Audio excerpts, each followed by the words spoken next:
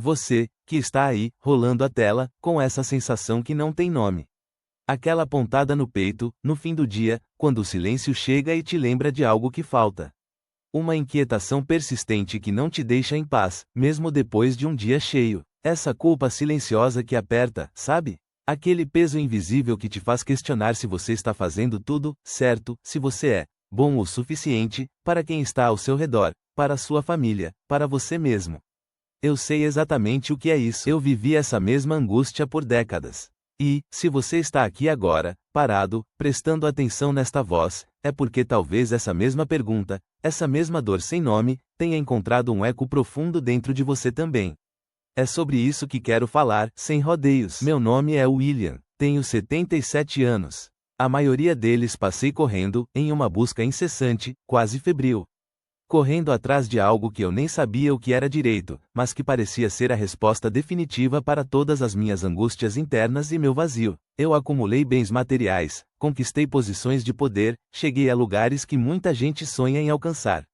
Por fora, a imagem era de sucesso inquestionável, de um homem realizado.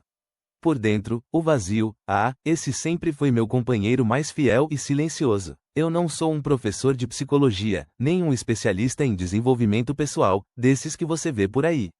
Não tenho diploma para mostrar, nem teorias complexas. Sou apenas um homem velho.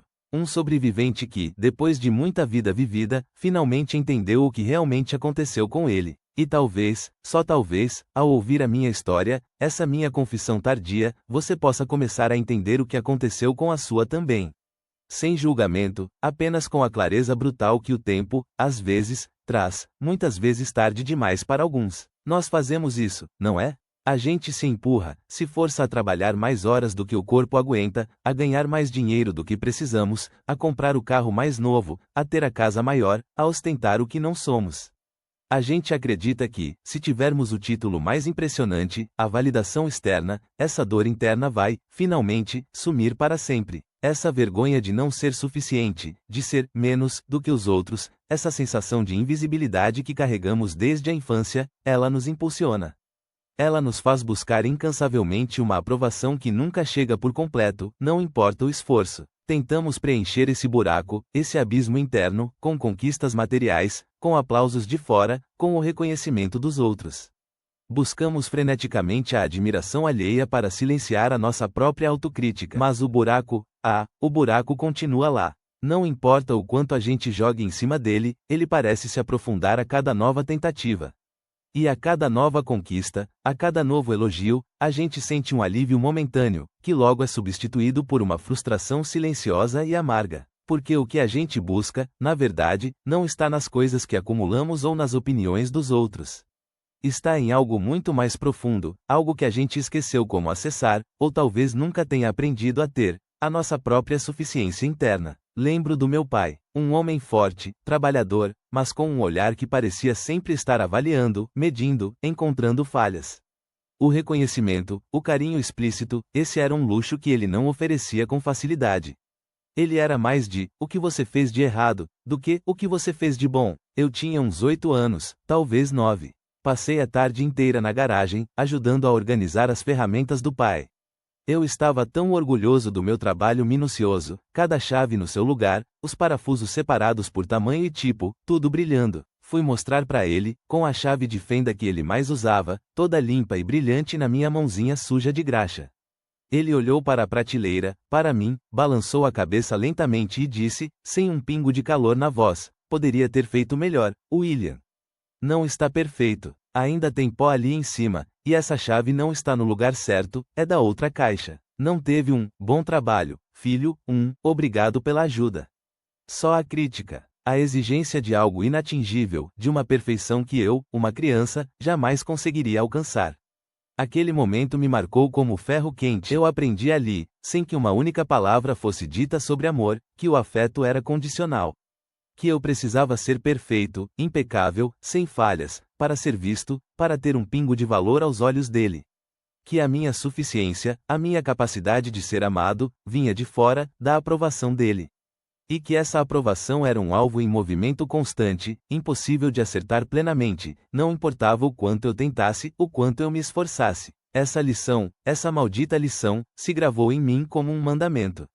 Ela me acompanhou por mais de 60 anos, ditando cada escolha, cada esforço, cada sacrifício que eu faria na vida, buscando uma validação que nunca vinha de onde eu mais queria, e que nunca me satisfazia. A semente da culpa, de não ser bom o suficiente, de ser uma fraude, foi plantada naquele dia na garagem.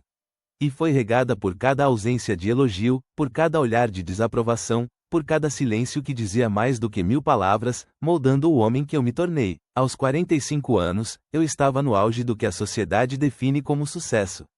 Minha empresa tinha acabado de fechar o maior contrato da história, um negócio multimilionário que garantiria o futuro de todos. Eu tinha o escritório com a melhor vista da cidade, o carro importado na garagem, uma mansão com piscina e todo o luxo que o dinheiro podia comprar. Champanhe na taça, festas. Todos me parabenizavam, diziam que eu era um gênio dos negócios, um visionário. Por fora, eu era o homem de sucesso que todos queriam ser, o exemplo a ser seguido, o cara que chegou lá. Por dentro, a sensação era de um deserto árido. Um vazio tão profundo que me dava calafrios, uma dor que não se encaixava na imagem de vitória. Olhei para a taça de champanhe, para a cidade cintilante lá embaixo, e a única coisa que senti foi uma dor sem nome, uma melancolia que não fazia sentido, dada a minha sorte e todas as minhas conquistas. A euforia durou minutos e se esvaiu. Era como se eu tivesse escalado a montanha mais alta, chegado no topo, e percebido que não havia absolutamente nada lá em cima. Apenas o eco da minha própria solidão, e a frustração amarga de ter gasto a vida inteira buscando algo que não existia, uma miragem. E esse padrão, essa busca incessante por validação externa e a insatisfação crônica, não ficou só no trabalho.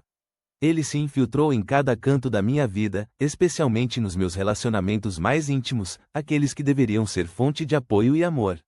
No meu casamento, eu era o provedor, o solucionador de problemas, o homem forte que resolvia tudo. Mas a conexão real, a intimidade genuína, a vulnerabilidade, era algo que eu não sabia cultivar. Eu era um muro, por medo de mostrar qualquer fragilidade, de ser menos do que se esperava de mim. Com meus filhos, eu repetia o que conhecia: exigência, performance, cobrança. Eu queria que eles fossem melhores, que tivessem sucesso a qualquer custo, mas não sabia como estar presente de verdade, como amar sem cobrar, sem projetar minhas próprias feridas neles. Eu os amava, claro, mas de uma forma distante, condicionada à performance. Eu via a dor nos olhos deles, o mesmo olhar que eu tinha quando criança, buscando uma aprovação que eu não conseguia dar de forma incondicional, porque eu mesmo não sabia como recebê-la.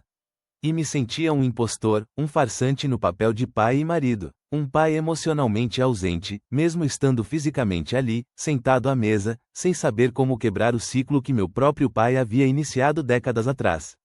A raiva contida, que eu nem sabia que existia, era a única coisa que parecia real e que me corroía por dentro, dia após dia. Eu tinha um amigo, o Carlos. Ele sempre foi mais, devagar, aos meus olhos, mais tranquilo. Nunca buscou os grandes holofotes, as grandes fortunas, as manchetes de jornal. Se aposentou cedo, com o suficiente para viver confortavelmente, sem luxos exagerados. Passa os dias cuidando do jardim, lendo seus livros na varanda e, principalmente, estando com a esposa e os netos. Eu olhava para ele e pensava, que desperdício de potencial. Podia ter chegado tão mais longe, ter construído um império. Hoje, eu vejo que ele é o homem mais rico que conheço. Não em dinheiro ou status, mas em paz. Em presença. Em uma autenticidade que eu demorei uma vida para sequer entender. Ele não tinha a culpa de não ser bom. Enquanto eu ainda via amigos da minha idade correndo atrás de mais um negócio, mais uma viagem exótica, mais um reconhecimento público, o Carlos estava simplesmente vivendo.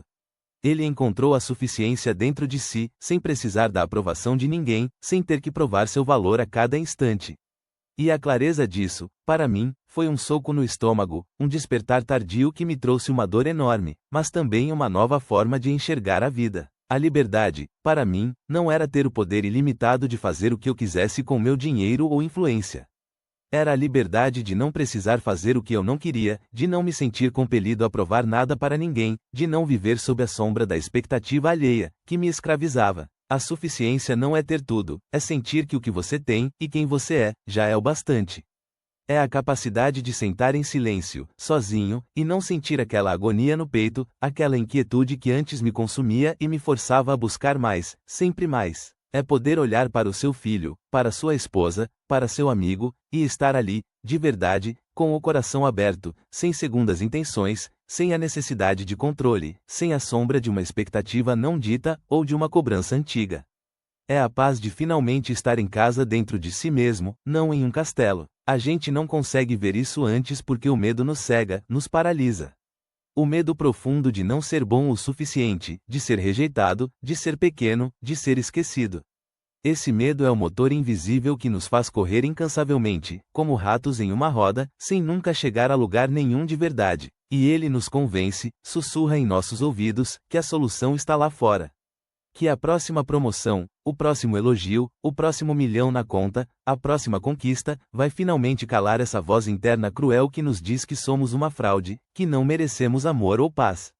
É uma mentira sedutora, mas essa voz não se cala com aplausos externos. Ela só se cala, de verdade, quando a gente decide parar de correr. Quando a gente escolhe, pela primeira vez, olhar para dentro, para o espelho, e encarar a dor da invisibilidade, da vergonha, da culpa, da raiva contida, que a gente carregou por tanto tempo. É um processo doloroso, mas é o único caminho para a liberdade. Então, se você se sentiu um pouco aqui, nesta conversa, se essa dor sem nome te visitou novamente, ou se essa culpa silenciosa de não ser bom o suficiente te apertou o peito, saiba que você não está sozinho nessa. Muitos de nós, homens, trilhamos esse caminho tortuoso. Você não precisa carregar essa culpa de não ser bom, de não ser o suficiente, de não ter feito melhor aos olhos de alguém, por mais um dia sequer. Você tem permissão para parar. Você tem permissão para ser você, com suas falhas, suas verdades e sua humanidade imperfeita, e ainda assim, ser digno de amor e paz. E se você conhece alguém que está vivendo essa mesma busca incessante, que sente esse mesmo vazio, que talvez esteja nesse despertar tardio, reconhecendo padrões antigos, mas sem saber o que fazer, talvez essa conversa possa fazer alguma diferença para ele também. Compartilhe este vídeo com essa pessoa. Não por mim, ou pelo canal, mas por ele, porque às vezes, a maior ajuda que podemos dar é mostrar que ele não está sozinho, que existe um caminho, e que a paz, de verdade, começa de dentro para fora, no silêncio do próprio coração.